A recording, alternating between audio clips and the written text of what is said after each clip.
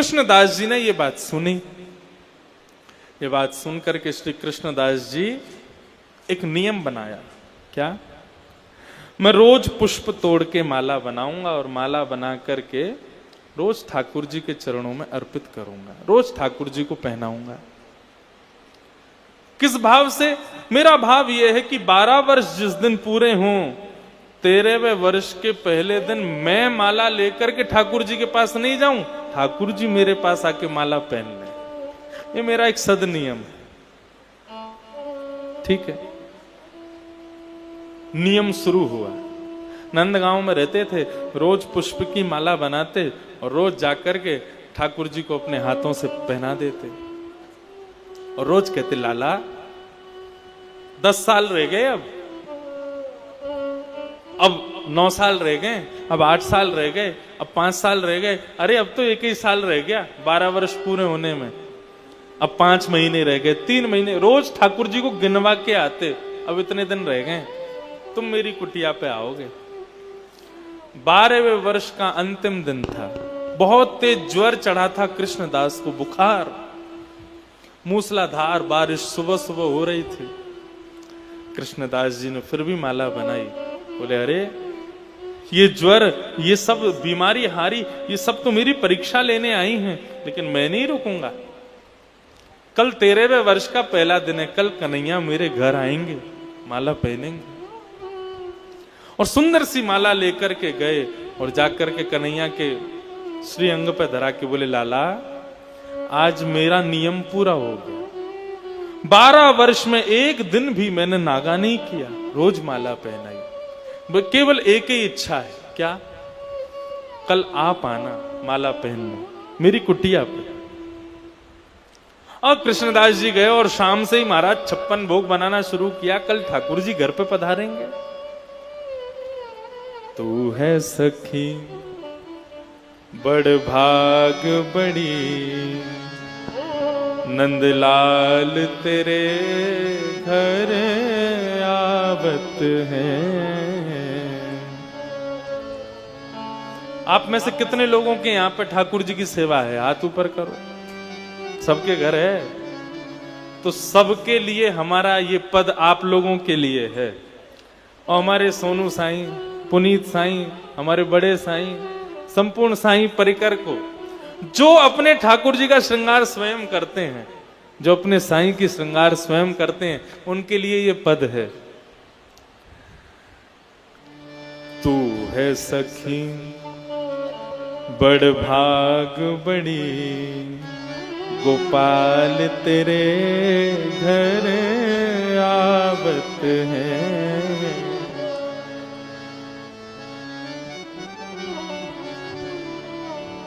तू अपनो श्रृंगार करत है, तू अपनो श्रृंगार करत है, तू अपनो श्रृंगार करत है, तू अपनो श्रृंगार करत है। ये दर्पण हाथ दिखावत है रे, दर्पण हाथ दिखावत है। तू है सखी बड़ भाग बड़ी, गोपाल तेरे घर आवत है।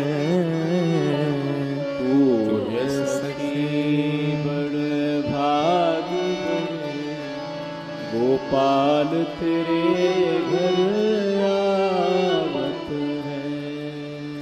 निज कर गूंथ सुमन के गजरा, निज कर गूंथ सुमन के गजरा, अपने ही हाथ पहरावत है रे, अपने ही हाथ पहरावत। ये भाव पता क्या है?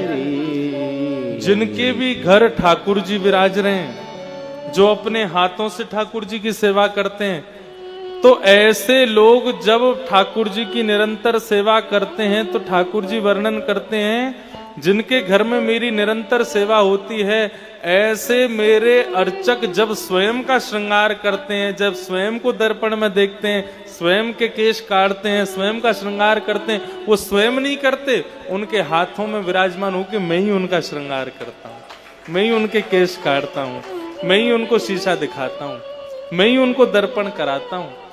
कुम्मन दास जी कह रहे हैं कि भैया वो बड़े बड़े भागी हैं जो ठाकुर जी की सेवा करते हैं। क्यों? क्योंकि फिर उसके बाद जब वो अपना श्रृंगार करते हैं ना, तो स्वयं नहीं करते, ठाकुर जी ही उनका श्रृंगार करवाते हैं। जिनके घर में ठाकुर जी की सेवा होती है वो बड़े सुंदर लगते हैं देखने में, क्योंकि ठाकुर जी को सजाते हैं ना, इसलिए उनमें भी नूर आ जाता है, उनके स्वरूप में भी एक विलक्षणता आ जाती है।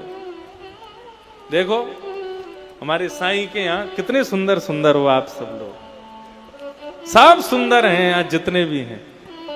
सिंधी सुंदर होते ही हैं, लेकिन साईं के दरबार में जो सिंधी नहीं है वो भी सुंदर लगता है। तो देखो हम सुंदर नहीं लग रहे। ये किसका प्रभाव है? यहां जब हम आते हैं ना, साईं अपने कर कमलों से हमारा श्रृंगार कर देते हैं। ये भक्ति का श्रृंगार चढ़ा है महाराज। बाहर कहीं किसी आयोजन में जाओगे, शादी ब्याह में भी कुर्सी पर बैठा व्यक्ति कोई ना कोई मुरझाया हुआ दिख जाएगा, लेकिन यहाँ दूर तक नजर घुमा लेना, एक के चेहरे पर मुरझाहट नहीं होगी, सब सुंदर दिख रहे हैं, सब प्रसन्न है, सब आनंदित है, सबका श्रृंगार हुआ है महाराज, सब सुंदर लग रहे हैं। कृष्णदास जी इंतजार कर रहे हैं, आज मेरे घर ठाकुर जी आएंगे, आज 13वें वर्ष का पहला दिन है।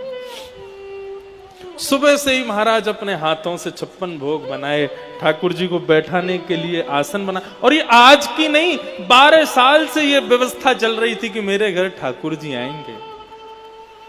12 साल से अपने घर को चमका के रखा, सजा के रखा, सुंदर बना के रखा। आज 13वें वर्ष का पहला दिन प्रारंभ हुआ। सुबह 4 बजे स्नान ध्यान करके श्री कृष्णदास जी अपने घर को सजा के बढ़िया महका करके और बैठ गए। महाराज अब ठाकुर जी आ रहे होंगे, और उसी डगर पर देख रहे हैं जहां से नंद भवन का रास्ता जाता है, कन्हैया आ रहे होंगे, श्याम सुंदर आ रहे होंगे। जैसी पलक झपकती है तो अपनी पलकों को समझाते हैं, अरे मूर्ख तू झपकती क्यों है, कहीं तू झपक गई और उस समय कन्हैया आ गए तो, इसलिए झपक मत, खड़ी रहे, खुली रहे।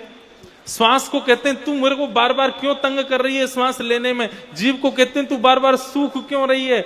अपने संपूर्ण अंगों को समझा रहे हैं, बोले सावधान रहो, एक क्षण भी हमारे लिए 3 युग के समान बीत जाएगा यदि कन्हैया को नहीं देखा आते हुए तो। अरे इसके लिए तो 12 साल से इंतजार किया है, इसको तो जरूर देखेंगे। नेत्र खोल करके और एक टक देख रहे हैं उस मार्ग पर जहां से कन्हैया को आना है। अब तो महाराज 8 बज गए सुबह के, ठाकुर जी नहीं आए। मनी मन विचार करने लगे, बोले लाला यहाँ हमारे नायारो होगो कि अभी यशोदा मैया ने गोद में बैठा लिया होगो, माखन मिश्री खवा रही होगी, कछु खिला पिला के ब्यारू करा देगी, फिर आवेगो कन्हैया। 10 बज गए, ठाकुर जी नहीं आए। अरे कन्हैया को श्रृंगार है रो होगो, अभी श्रृंगार आरती होगी, शायद वाक्य बाद आ जाएगा। 12 बज गए। कृष्णदास जी मन में सोचने लगे, कन्हैया को भूख बहुत जल्दी लगे आवे ना, राज भोग करके आवेगो। 1 बज गया। अरे सवेरे से श्रृंगार चल रहे हो, आदि आदि सब लोग मिलवे गए होंगे, थक गए होगो कन्हैया, सो जाएगो, उत्थापन में आवेगो, 4 बजे आ जाएगो। बार बार अपने मन को समझा रहे हैं कृष्ण आएंगे, कृष्ण आएंगे। शाम के 5 बज गए, कन्हैया नहीं आए। मन को समझाने लगे, अरे तू चिंता मत करे, लाला है सके रात को प्रसाद पाके फिर आवेगो, सबसे निवृत्त है कि आवेगो।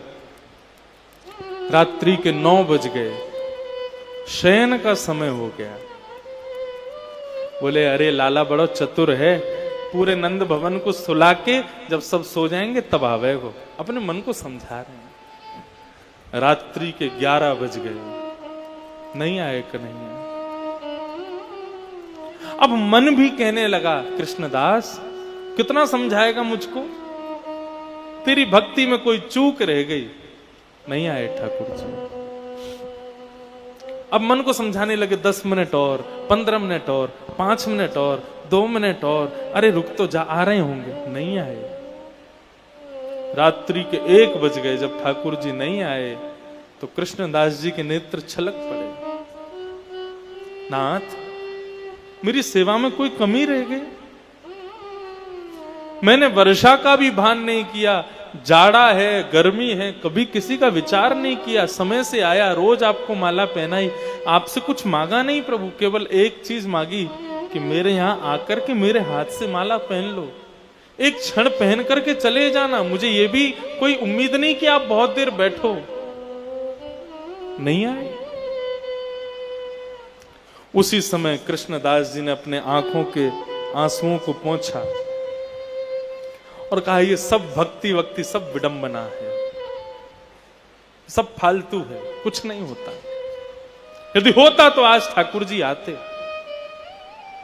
और उसी समय अपने सब बोरिया बिस्तर बांध लिया, जितनी सामान थे सब धर लिया, अपनी कुटिया को जिसको 12 साल से सजाया था सबको तहस नहस कर दिया। तो नहीं रहना अब मुझे यहां। और अपना सारा सामान बांध करके निकल पड़े। 56 भोग जो ठाकुर जी को पवाने के लिए बनाया था उसको भी एक डलिया में बांध लिया और निकल पड़े। नंद भवन से प्रणाम करके जाने लगे। बोले, भगवान होंगे तुम दूसरों के लिए, मेरे लिए आज से तुम भगवान नहीं हो। मेरे लिए आज से तुम्हारे लिए कोई जगह नहीं हृदय में।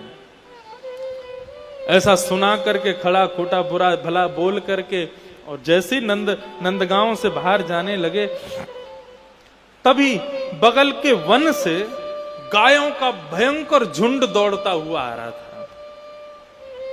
और झुंड आकर के मार्ग को पार करके दूसरी तरफ जा रहा था। अब असंख्य गाय एक साथ मार्ग पार कर रही थी। कृष्णदास जी रुक गए, कहां जाऊं, इतनी सारी गैया कहां से आ गई भैया, इतनी गैया। देखने लगे कहां तक हैं गाय, रात्रि का समय तो देख रहे हैं, जहां तक दृष्टि पड़ रही है गाय गाय गाय। बोले, इतनी गैया कहां से आ गई। खड़े 45 मिनट हो गए, गायों का झुंड अभी समाप्त नहीं हुआ। कृष्णदास जी एक पेड़ के नीचे बैठ गए। बोले, अब कैसे जाऊं आगे, इन गायों ने आकर के जो है झुंडों ने आकर के मेरा मार्ग रोक दिया। वहीं बैठ गए। बोले, अब पता नहीं कब तक ये गैया जाएंगी, तब तक अपना नाश्ता भोजन कुछ कर लेता हूं। तो 56 भोग जो ठाकुर जी के लिए बनाया था उसको खोल करके जैसे ही बैठे, उन गायों के झुंड में से ऊंची धोती पहने हुए, बगलबंदी पहने हुए, सिर पर एक स्वाफा बांधे हुए और गैया हाँकने वाले एक डंडा को अपने कंधे पर लटकाए, दोनों हाथ उस पर ऐसे डाले और नन्हा सा एक ग्वारिया बाबा की तरफ आया। कानों में 2 कुंडल पहने हैं, पूरे अंग पर गौरज और गौ गोवर छिटके पड़े हुए। बाबा, कृष्णदास जी ने उसको देखा, बहुत सुंदर बालक। हाँ भैया, अरे राम राम, कहां जा रहे हो। अरे भैया कहां जा रहा हूं वो तो सब बाद में बताऊंगा, आजा लाला बैठ जा। ग्वारिया बैठ गया। बोले, ये बताइए कौन की गैया है। बोले, बाबा ये मेरे गौशाला की गैया है। और कितनी गैया है। बहुत है बाबा, 9 लाख गाय हैं। और 9 लाख, हमने तो कभी नंदगाम में 9 लाख गाय देखी नहीं। बोले, बाबा तुम नंदगाम में, हमने कभी ना देखे। कहां रहे हो। बाबा बोले, मेरा तो एक ही नियम था, एक ही बार घर से निकलता था, नंद भवन जाके माला पहना था, उसके अलावा नंदगांव में रहा नहीं, इसलिए देखा नहीं। अच्छा बाबा, अब कहां जा रहे हो रात में।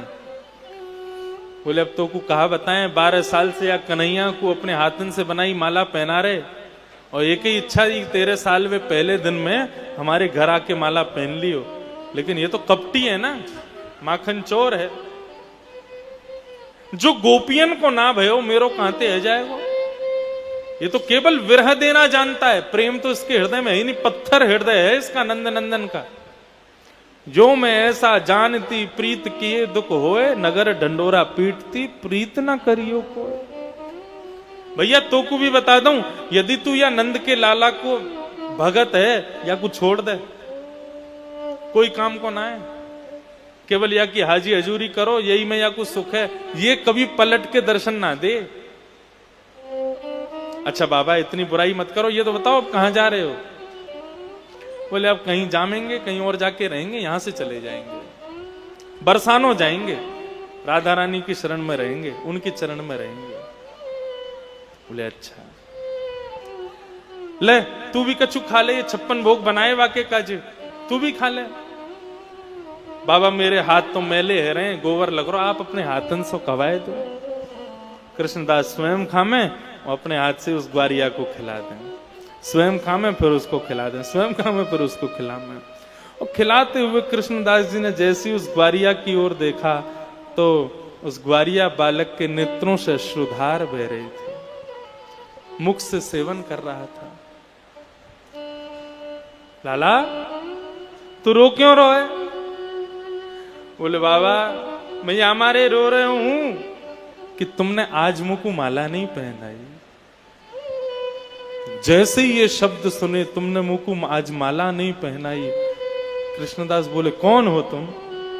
जैसे ही कहा कौन हो तुम, इतने में श्याम सुंदर खड़े हुए, पीत वस्त्र धारण कर लिए, मोर मुकुट प्रकट हो गया, हाथ में वंशी लिए, नंद नंदन सामने खड़े हो गए, प्रकट हो गए। बाबा ऐसी मधुर छवि प्रकट हुई ठाकुर जी की, उसको देख करके कृष्णदास जी प्रसन्न हो गए। बाबा आ जाओ, मैंने अपना वचन निभायो, आपने की 13वें वर्ष के पहले दिन आके मिलना है, मैं आगे हूं मिलने के काज, अब लाओ माला मेरे गले में पहना दो।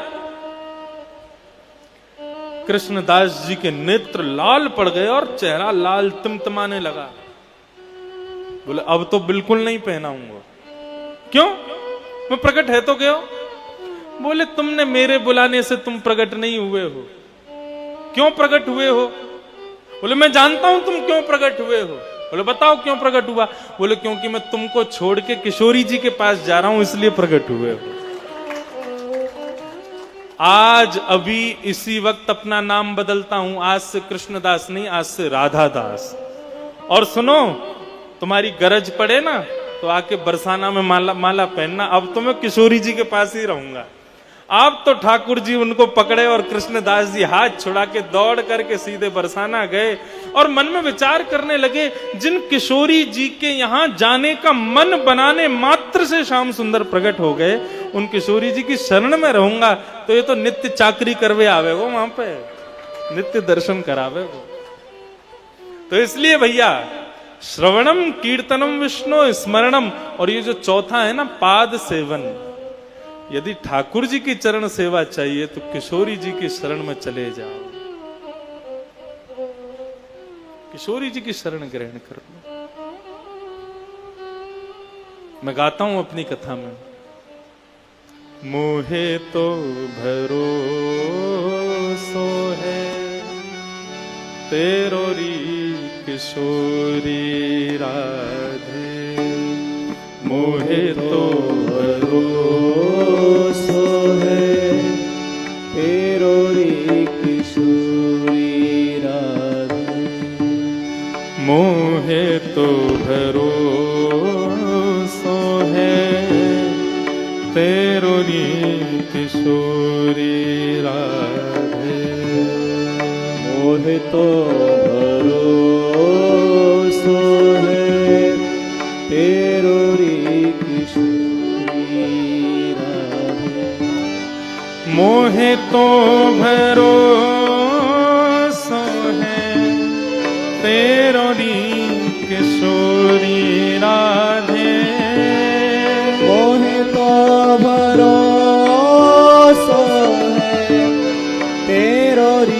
किशोरी राधे, मोहे तो भरोसो है तेरो री किशोरी राधे, मोहे तो भरोसो है तेरो री किशोरी राधे, मोहे तो भरोसो है तेरो री कुछ नहीं चाहिए। चाहिए हमें आपसे, केवल एक चीज चाहिए, भुक्ति मुक्ति नामागत केवल,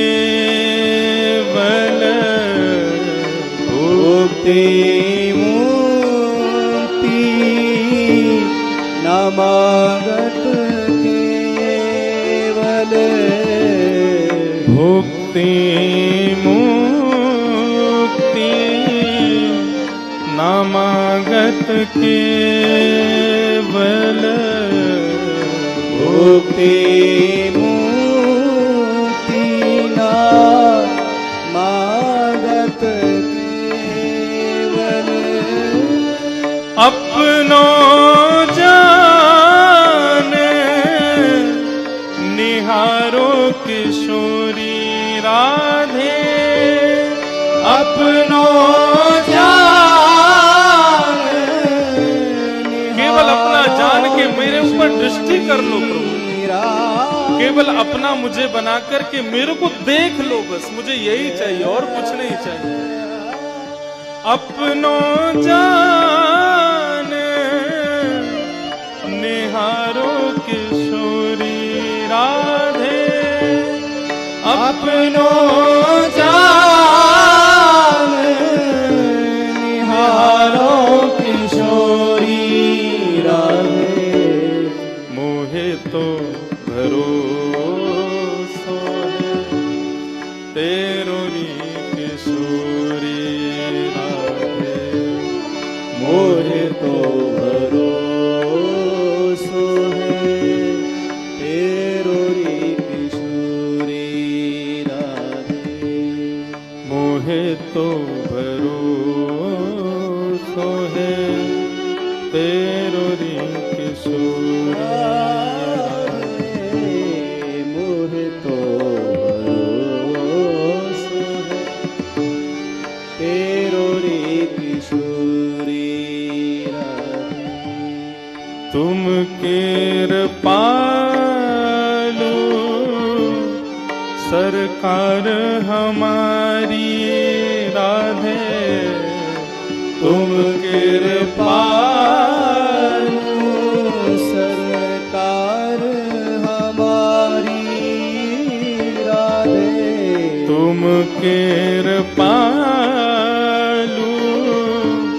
सरकार हमारी राधे, तुम कृपालु सरकार हमारी राधे, प्यार करो या मारो किशोरी राधे, प्यार करो या मारो किशोरी राधे, प्यार करो या मारो किशोरी राधे, प्यार करो या मारो किशोरी राधे, मोहे तो भरोसो है तेरो री किशोरी मोहे तो भरोसो है तेरो री किशोरी तेरो री किशोरी तेरो री किशोरी तेरो री किशोरी राधे। ठाकुर जी की यदि चरण सेवा करनी है तो किशोरी जी शरण में चले जाओ। बंधुओं, किशोरी कौन है? श्री राधा रानी कौन है? लोग इनकी वास्तविकता को आज तक नहीं जानते, वृंदावन में रहते हुए भी। लोग वृंदावन आकर के राधे राधे जपते जरूर हैं, बरसाना जाते हैं, किशोरी जी को वंदन करते जरूर, लेकिन किशोरी कौन है ये कोई नहीं जानता। कौन है किशोरी जी? सुनो, भगवान श्री कृष्ण ने, नारायण ने मोहिनी अवतार धारण किया। सबने सुनिए मोहिनी अवतार कब धारण किया था? समुद्र मंथन के समय। क्यों धारण किया था? दैत्यों को मोहने के लिए। क्योंकि दैत्य जो है वो रूप पर कामिका कामिनी मयम वाली बात है। तो दैत्य जो स्वर्ग पर उस पर अमृत पर मोहित हो रहे थे, उनको अपनी तरफ मोहित करने के लिए भगवान मोहिनी बन के आए। लेकिन उस मोहिनी रूप पर केवल दैत्य मोहित हुए ऐसा नहीं, देवता भी मोहित हो गए। शंकर भगवान, चंद्रमा, वायु, पवन देव, वरुण, इंद्र सब मोहित हो गए उन पर। सबको ऐसा लगने लगा हम इनसे ब्याह कर लें, इतनी सुंदर बन के ठाकुर जी आए। एक देव मोहित नहीं हुआ, सूर्य।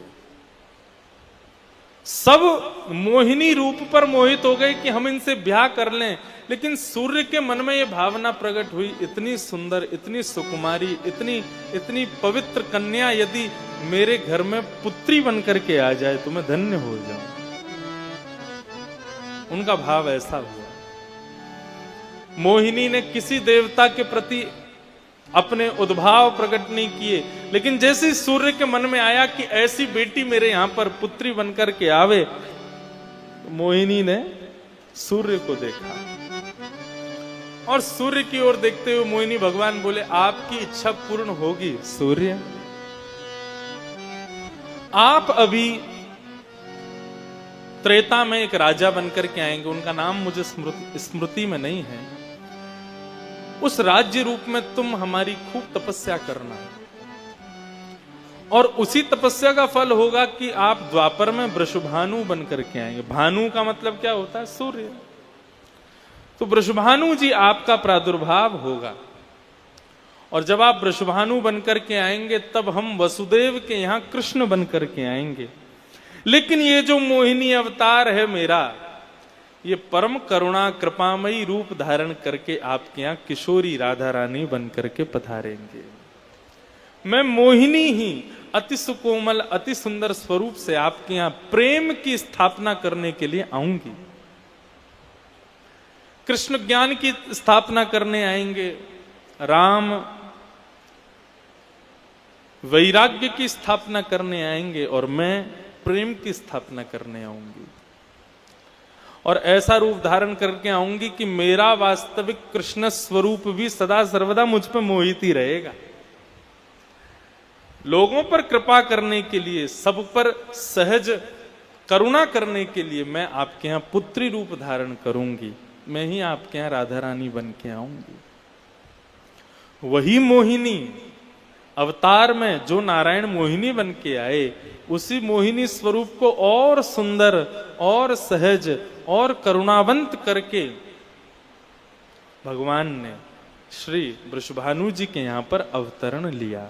राधा रानी बनकर के ठाकुर जी पधारे, और राधा रानी वहां बनकर के आए तो ऐसा राधा रानी जी के चरित्र में पढ़ा जाता है, बताया जाता है, राधा रानी महीनों तक ना तो रोई ना बोली, केवल नेत्र खोल करके मुस्कुराती हैं, बस मुस्कुराती हैं और देख करके फिर नेत्र बंद करके फिर सो जाती हैं, शयन में रहती हैं। इस बात से बहुत चिंता में पड़ गए वृषभानु जी और कीर्तिदा। बोले हमारी बेटी रोती नहीं है, बोलती नहीं है, कुछ करती नहीं है। तो नारद जी महाराज को बुलाया, नारद जी से कहा कि हमारी बेटी सोती रहती है और जब नेत्र खोलती है मुस्कुरा के फिर सो जाती है, दूध पीती है फिर सो जाती है। आप कुछ करो, ये थोड़ी रोना तो शुरू करे, कुछ तो आवाज इसके मुख से निकले। नारद जी बोले मुझको लेके चलो अपनी लाली के पास। वृषभानु जी जब राधा रानी का दर्शन करने के लिए गए तो नारद जी जब राधा रानी का दर्शन करने गए तो स्वर्ण पालने में झूल रही हैं श्री किशोरी जी। किशोरी जी को जैसे ही देखा, उनकी सुंदर कांति को देख करके श्री नारद जी महाराज मोहित हो गए। अभी अभी नंद नंदन का दर्शन करके आए हैं ब्रजमंडल में, तो नारद जी वृषभानु जी को कहते हैं, बोले अभी अभी नंद के लाला को देख के आयो, आपके नंद के लाला और आपकी लाली राधा रानी में केवल इतना फर्क है, वो सांवरो ये गोरी है, नहीं तो दोनों की कांति एक सी है, बिल्कुल एक से हैं देखने में। नारद जी ने कही, हे वृषभानु जी आप थोड़ा ने बाहर जाओ, मुझको एकांत में न मैं बात करूं। वृषभानु जी बाहर गए, तभी नारद जी महाराज श्री किशोरी जी के सामने हाथ जोड़ करके खड़े हो गए। हे किशोरी जी, अनंत नामों से किशोरी जी को पुकारा, लेकिन किशोरी जी नहीं उठी। लेकिन जैसे ही नारद जी ने कहा, ध्यान से सुनना, हे कृष्ण मनोहारिणी, जैसे ही कहा कृष्ण मनोहारिणी, कृष्ण मनोहारिणी शब्द सुनते ही किशोरी जी के नेत्र खुल गए। स्वर्ण जटित उस पालने में किशोरी जी उठ के बैठ गईं, करताल बजाने लगी, ताली बजाने लगी, खिलखिल करके हंसने लगी। अब तो कृष्ण मनोहारिणी, कृष्ण मनोहारिणी, हे कृष्ण मनोहारिणी, इसी भाव को कहते हुए नारद जी महाराज नृत्य करने लगे और श्री राधा रानी करताल बजाने लगी, किलकिल करके हंसने लगी। ये दृश्य वृषभानु जी ने खिड़की में से देख लिया, और जैसे ये दृश्य देखा है, देख करके उस शब्द को याद कर लिया जो नारद जी कह रहे हैं। नारद जी महाराज के जाते ही राधा रानी पुनः शयनावस्था में चली गई। कीर्तिदा ने गोद में लिया, बोले मेरी लाली में कहा है गयो, ना रोवे ना बोले ना हंसे, कछु ना करे, केवल आंख खोल के हंसे, आंख खोल के मुस्कुरावे फिर सो जाए। वृषभानु जी बोले मुंह को दियो। जैसे वृषभानु जी ने गोद में लिया तो गोद में लेती बोले, हे कृष्ण मनोहारिणी, जैसे ही कहा फिर से राधा रानी उठ करके बैठ गई, करताल बजाने लगी, अपनी भुजा उठाने लगी, नृत्य करने लगी, आनंद करने लगी। ऐसी श्री किशोरी जी। तो अब कभी भी बरसाने जाओ, क्या कहना है, हे कृष्ण मनोहारिणी। ये शब्द सुनते ही किशोरी जी प्रसन्न हो जाती हैं, आनंदित हो जाती हैं, उनको बहुत सुख मिलता है, बहुत प्रसन्नता होती है। तो बंधुओं, जिनको श्याम सुंदर के चरणार बिंदों की प्राप्ति करनी है, वो किशोरी जी की शरण में चले जाओ। श्रवणम कीर्तनम विष्णु स्मरणम पाद सेवनम। अब पांचवा आया अर्चनम, ठाकुर जी की अर्चना। अर्चना का मतलब क्या होता है? अर्चना का मतलब सुंदर से सुंदर वस्तु ला करके ठाकुर जी के सन्मुख प्रस्तुत करना, उसको अर्चन कहते हैं। जैसे हम अभी गर्मी का समय तो मोंगरा के पुष्प इकट्ठे करके ठाकुर जी को उससे सजाना शुरू कर दें, इसको अर्चन कहते हैं। तुलसी पत्र ठाकुर जी के चरणों में चढ़ावें, इसको अर्चन कहते हैं। ठाकुर जी को सुंदर सुंदर ऋतु के हिसाब से इत्र से मालिश करें, इसको अर्चना कहते हैं। ठाकुर जी को विविध प्रकार की वस्तुएं प्रदान करना, इसी को ही अर्चन भक्ति कहा गया। ठाकुर जी को अर्चन भक्ति बहुत प्रिय है। अर्चन भक्ति में वस्त्र, पुष्प और चंदन, ये तीन सेवा ठाकुर जी को बहुत प्रिय है। ठाकुर जी को सुंदर सुंदर वस्त्र अपने हाथों से धराओ। भगवान कहते हैं, जो मुझे वस्त्र धारण कराते हैं वो व्यक्ति सदा सर्वदा के लिए धनी बने रहते हैं, उनके जीवन में कभी धन का अभाव नहीं होता। जो वस्त्र धारण कराते हैं, जो व्यक्ति मुझे माला अर्पित कराते हैं, उनका कुटुंब कभी बिखरता नहीं है, उनका परिवार सदा सर्वदा, जैसे माला एक रहती है बिखरती नहीं है, ऐसे ही भगवान कहते हैं उनका कुटुंब सदा सर्वदा पुष्प की तरह महकता है और एक बना रहता है, शीतलता बनी रहती है, उनके परिवार में कभी मतभेद नहीं होगा। ये सब बातें भागवत में वर्णन है। वस्त्र चढ़ाने वाले को क्या फल मिलता है, पुष्प चढ़ाने वाले को क्या मिलता है, और चंदन चढ़ाने वाले को भगवान कहते हैं उसकी मति कभी दुर्मति नहीं होती, उसकी मति कभी दूषित नहीं होती, उसकी मति सर्वदा सदा सर्वदा मेरे चरणों का ही आश्रय लेकर के रहती। भगवान की अर्चना करो। भगवान को अर्चन बहुत प्रिय है। तो पाद सेवनम, अर्चनम, और फिर तीसरी भक्ति आई वंदनम। वंदन भक्ति का मतलब क्या है? वंदनम का अर्थ होता है ठाकुर जी की मधुर मधुर गान करके कोई वंदना गाओ, सुंदर पद सुनाओ, सुंदर ठाकुर जी के सामने कोई गीत सुनाओ। ठाकुर जी को गीत सुनना, पद सुनना, भाव सुनना बहुत प्रिय है।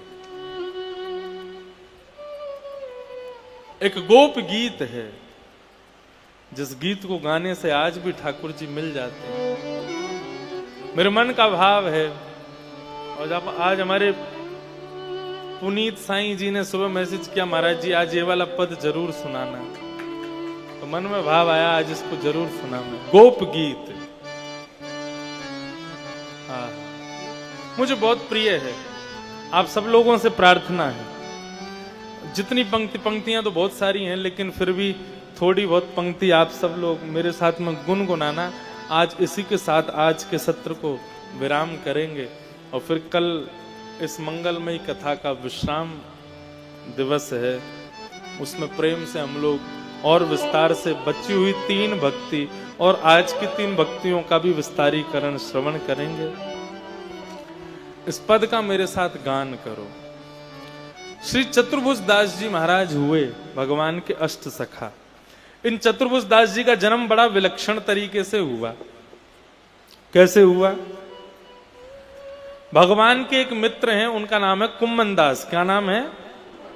कुम्मन दास। कुम्मन दास जी महाराज रोज ठाकुर जी के सन्मुख जाके कीर्तन गाते थे।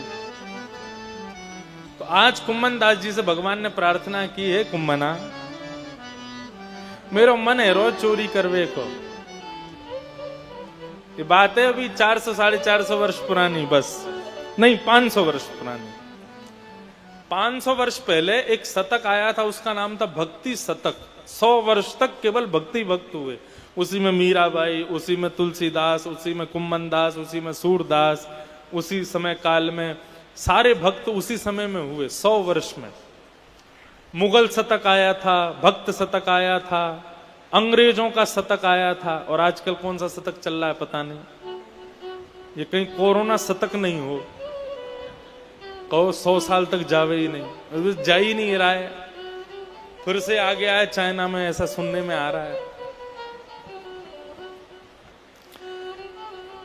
तो कुम्मन दास जी से भगवान बोले मेरो मन है रो चोरी करवे को। कुम्मन दास जी बोले लाल जी भगवान बन गए हो अब आप। दुनिया के लोग आके आकर आपकी पूजा करते हैं, दर्शन करते हैं, प्रणाम करते हैं, चोरी करते अच्छे लगोगे? ठाकुर जी बोले हमारा मन है चोरी करनी है हमको। श्रीनाथ जी बोले, कुम्मन दास जी कहे बोले कैसे? बोलो कहां जाओगे, कहां करोगे चोरी? अरे तू ना जाने, एक गोपी रोज मक्खन निकाल के और बाको बढ़िया मटकी में सजाए के मेरे सामने आके और दर्शन करते भाई बोले हे कन्हैया देख कितना बढ़िया मक्खन निकालो मैंने, कब आवे को चोरी करवे? मुको रोज बाको प्रलोभन दे के जावे। ठाकुर जी को मंदिर में जाके चैलेंज दिया करो, आज जलेबी बनाइए, आओ खा के दिखाओ तो माने। आज हमने घर पे बढ़िया दाल पकवान बनवाए हैं महाराज। ये दाल पकवान भी हमको साईं की कृपा से चखने को मिला है। कल बनवा दी हूं, है बनेगो। तो ठाकुर जी को जाके नए नए प्रलोभन दिया करो। ठाकुर जी आज हमने हमारे घर पे मोंगरा का बढ़िया सेज सजाया है, आकर के आप सो के दिखाओ तो जाने। ऐसे करके ठाकुर जी को रोज प्रलोभन दो, क्या पता किसी प्रलोभन से रीझ के आ जाएगा तो आ गए तो एक गोपी रोज जाती और जाके मक्खन भरी हुई मटकी दिखाती, देख कितना बढ़िया मक्खन निकालो, मेरे बालक खा जाएंगे, तू आके खा ले, तू आके भोग लगा ले, आके चोरी कर ले, तो को पकड़ूंगी भी नहीं। ऐसे करके ठाकुर जी का दर्शन करती थी। कुम्मन दास जी से ठाकुर जी बोले रोज आके मोकू जो है का चैलेंज करके जावे, तुम आके चोरी करके दिखाओ, रोज आकर के मुंह को प्रलोभन दे के जावे, मुंह को आज चोरी करनी है। कुंभनदास जी बोले तुम्हारी लीला अपरंपार, कैसे करोगे चोरी? बोले रात में जब मंदिर बंद है जाएगा, शयन है जाएगा ना, मेरे कक्ष में एक खिड़की है, वहां खिड़की के पीछे तुम आके खड़े है जाइए, वहां खिड़की से उतर के तुम्हारी कंधा पे बैठ के चलेंगे हम चोरी करवे। कुंभनदास जी बोले ठीक है। अब कुंभनदास जी आए, ठाकुर जी खिड़की में होकर के नीचे उतरे, कुंभनदास जी के कंधे पर दोनों पाम लटका के बैठ गए, सिर पकड़ के, और कुंभनदास जी के ऊपर बैठ करके चोरी करने जा रहे हैं। अपने आप ही मार्ग बता रहे हैं, यहाँ ते यो मुड़ला, यहाँ ते आगे ते यो घूम जा, यहाँ ते आगे ते। बोले तुम्हें सब पता है, मंदिर में बैठे बैठे सब नजर रहे, कहाँ कौन कहाँ रे। बोले अपनी काम की चीज सबन ने पतो रे, तू चल। कुंभनदास जी बोले बड़ो बूढ़ो आदमी कैसे चोरी करेंगे? बोले कछु मत करियो, बस फुर्ती रखियो, फुर्ती, बस चोरी में फुर्ती चाहिए, और कछु मत करियो। अब तो महाराज जैसी चोरी करवे गए, तो पहले घरों में छत नहीं होती थी, खपरेल के घर होते थे, और तीनों तरफ खपरेल और बीच में आंगन जरूर होता था। आजकल तो बंदरों के प्रकोप से ये जाली लग गई है, नहीं तो पहले आंगन खुले ही होते थे। वर्षा होती थी तो खूब जल भर जाता था, उसमें बच्चे रिपट रिपट के नहाते थे। नहाए हो साईं कभी? है यहाँ रिपट रिपट के। हमारे पुराने घरों में जब आंगन में ऐसे खुले जन, तो उस पर जब वर्षा होती थी तो छोटे छोटे बच्चे सारे कपड़े उतारे और महाराज उसी में ही रिपटते थे, फिर जाके सीधे दीवार में मूड लगता था, बहुत आनंद आता था। अब रिपटेंगे तो धरती टूट जाएगी। तो पहले आंगन हुआ करते थे, बीच में ऊपर से खुला होता था। ठाकुर जी खपरेल पे चढ़ के ऊपर से भीतर आए और देखी कहाँ है वो, तो छीके पर एक मटकी टंगी भैया। बोले देख वो रही मोरो माखन, वही खामेंगे। पहले फ्रिज तो होती नहीं थी, तो रात में चंद्रमा की छांव में छीके पर मटकी आदि टांग देते, तो ठंडा रहता था रात में। और सवेरे उनको भीतर एक अंधेरी कोठरी में रख देते थे, तो वहां ठंडा रहता था। पहले इतनी गर्मी नहीं होती थी जितनी आजकल होने लगी। अब तो ऐसी गर्मी बाहर नहीं निकल सकते, ये सब प्रदूषण के कारण। पहले इतनी गर्मी नहीं होती थी, मध्य समय में केवल इतनी गर्मी तेज होती थी कि थोड़े थोड़े प्रश्वेत के बिंदु आ जाएं, बस, इससे ज्यादा गर्मी नहीं होती थी। ठाकुर जी पहुंच गए, बोले देख कुंभना वो रही मटकी। कुंभनदास जी खड़े हुए, कुंभनदास जी के ऊपर ठाकुर जी खड़े हो गए, और ठाकुर जी कंधे पर खड़े होकर के मटकी ले में, मटकी में से माखन स्वयं ले में, और एक नेक्स्ट से माखन लेकर के नीचे कुंभनदास जी के मुंह खोल। कुंभनदास जी हाथ ऐसे पांव पकड़ के खड़े, मुंह खोलते तो ठाकुर जी उनके मुंह में दे देते। अब तो इतना रस मिल रहा था, एक तो मक्खन, ऊपर से ठाकुर जी का झूठा मक्खन, उसमें स्वाद 2 गुना हो गया, 4 गुना हो गया। कुंभनदास जी तो मंत्र मुग्ध हो गए, आनंदित हो गए, जल्दीबाजी खोलो, वो तो कहीं और ही चले गए। इतने में ही ठाकुर जी की धोती ढीली हो गई। अब जो 2 हाथ से छींका पकड़ के खड़े थे, अब धोती ढीली हो गई, कैसे संभालें? अब जैसे ही धोती ढीली भई, सोई महाराज कुंभनदास जी ने ऊपर देखो, सोई धोती उतर गई ठाकुर जी की, और मक्खन लिए खड़े। इतने में ही ठाकुर जी ने 2 मक्खन की मटकी कहीं छूट ना जाए, ठाकुर जी ने 2 भुजा और प्रकट की, 2 भुजाओं से धोती पकड़ ली और 2 भुजा से मक्खन खा रहे हैं। चतुर्भुज रूप का ऐसा अद्भुत दर्शन कुंभनदास जी को हुआ, ऐसा अद्भुत दर्शन हुआ, ऐसा अद्भुत दर्शन कि कुंभनदास जी मूर्छित हो गए। और जैसे ही मूर्छित हुए, ठाकुर जी के हाथ वाथ सब छूट गए। वहां पर थोड़ी गिरा पटक हुई, आवाज हुई, तो गोपी डंडा निकाल के आई, अरे चोर चोर चोर चोर। जैसे ही गोपी डंडा लेके आई तो ठाकुर जी तो कूद के छींका से भाग गए, कुंभनदास जी वहीं रह गए। गोपी ने आके खूब पिटाई करी कुंभनदास जी की, नेक लो जला करके देखी, बोले अरे ये तो कीर्तनिया, ठाकुर जी के माँ मंदिर में बैठ के कीर्तन गातो रहे, यहाँ चोरी कर भी आगो। उस गोपी के चरणों में प्रणाम किए कुंभनदास जी ने, बोले अब तो को कहा बताऊं, तेरे यहाँ कहा लीला भई है, कोई बात ना, तेने मार लियो पीट लियो, अब सुख मना। जैसी बाहर गए तो कदम वृक्ष के नीचे ठाकुर जी बैठे थे। कुंभनदास जी पिटपिटा के आ रहे थे, अपना सिर बचा के। ठाकुर जी बोले मैंने तो सो पहले ही कही, जल्दी रखी हो, फुर्ती रखी हो, रह गो अकेलो। कुम्मन दास जी बोले अब कोई बात ना है, लेकिन आज आपने जो स्वरूप दिखाया हो प्रभु, भूले ना भुलाई, मैं उसको कभी विसर नहीं सकता। उसी रात्रि खबर मिली कुम्मन दास जी को कि उनकी पत्नी ने एक पुत्र को जन्म दिया है। कुम्मन दास जी ने तुरंत नामकरण किया, श्री चतुर्भुज दास। मेरे पुत्र का नाम चतुर्भुज। आज